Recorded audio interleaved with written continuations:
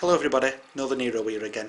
Revelation 14, Amplified Bible.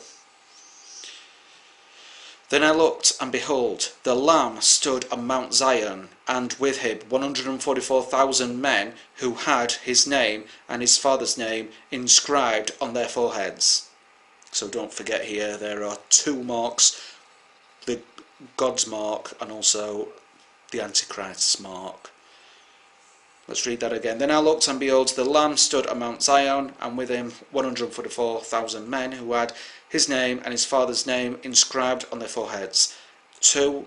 And I heard a voice from heaven, like the sound of great waters, and like the rumbling of mighty thunder. The voice I heard seemed like the music of harpists accompanying themselves on their harps. And they sang a new song before the throne of God, and before the four living creatures, and before the elders of the heavenly Sanhedrin. No one could learn to sing that song except the 144,000 who had been ransomed, purchased, redeemed from the earth.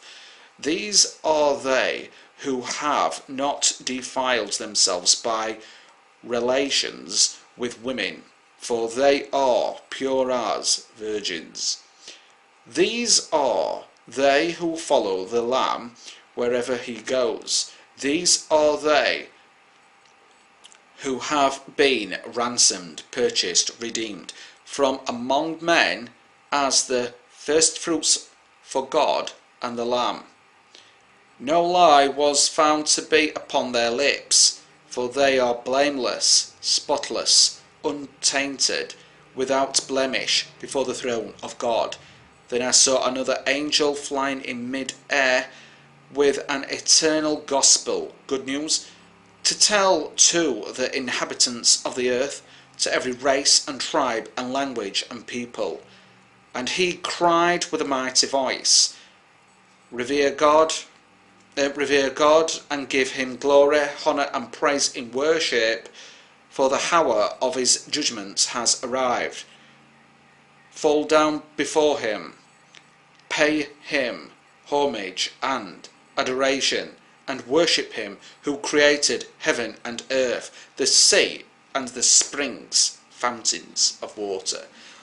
Then another angel, a second, followed, declaring, Fallen, fallen is Babylon the Great, she who made all nations drink of the maddening wine of her passionate unchastity, idolatry. Then another angel, a third, followed them, saying with a mighty voice, Whoever pays homage to the beast and his statue, and permits the beast's stamp, mark, inscription to be put on his forehead or on his hand, he too shall have to drink of the wine of God's indignation and wrath, poured undiluted into the cup of his anger, and he shall be tormented with fire and brimstone in the presence of the holy angels and in the presence of the Lamb. And the smoke of their torment ascends forever and ever, and they have no respite, no pause, no intermission, no rest, no peace, basically, day or night, these who pay homage to the beast and to his image, and whoever receives the stamp of his name upon him. Here comes in a call for the steadfastness of the saints, the patience, the endurance of the people of God, those who those who keep God's commandments and their faith in Jesus. Then I heard further, perceiving the distinct words of a voice from heaven, saying, Write this, blessed, happy to be envied, are the dead from now on who die in the Lord. Yes, blessed, happy to be envied indeed, says the Spirit, in that they may rest from their labours, for their works deeds to follow accompany them. Again I looked, and behold, I saw a white cloud, and sitting on the cloud one resembling a son of man, with a crown of gold on his head, and a sharp and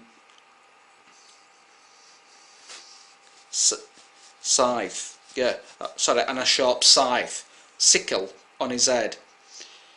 And another angel came out of the temple sanctuary, calling with a mighty voice to him who was sitting upon the cloud, put in your scythe and reap, for the hour has arrived to gather the harvest, for the earth's crop is fully ripened.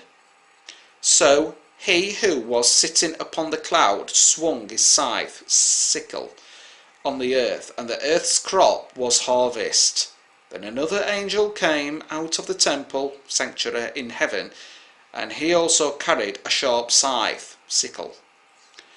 And another angel came forth from the altar, the angel who has authority and power over fire, and he called with a loud cry to him who had the sharp scythe, put forth your scythe, and reap the fruitage of the vine of the earth, for its grapes are entirely ripe.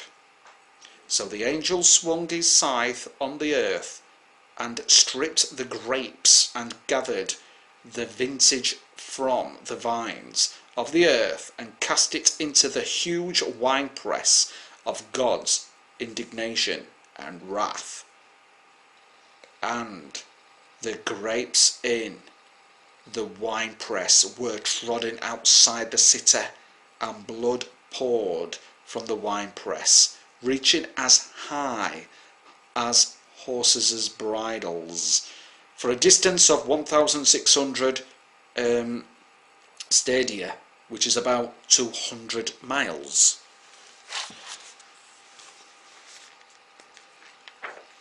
Highlights of Revelation 14. 1. Jesus with the 144,000, which is verses 1 to 5. A. Correlates with information in Revelation 7, 1 to 8. B. 144,000 at God's throne, verse 5. Number 2. Mystery of angels, verses 6 to 11. A. Preach gospel to all nations. B. Announce destruction of Babylonian religious system. C. Warn against the mark of the beast. This is strong opposition. Number 3. Return of Christ to take over all governments, verses 14 to 16.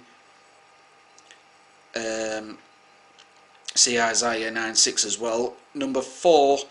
Preview of Battle of Armageddon, verses 17 to 20. A. Winepress of God's wrath, Revelation 19:15. Highlights of Revelation chapter 14 by verse 1. John sees Jesus in the heavenly Mount Zion with the 144,000 Israeli evangelists who were sealed at the beginning of their ministry. Verse 2. John hears the voices of many peoples, waters.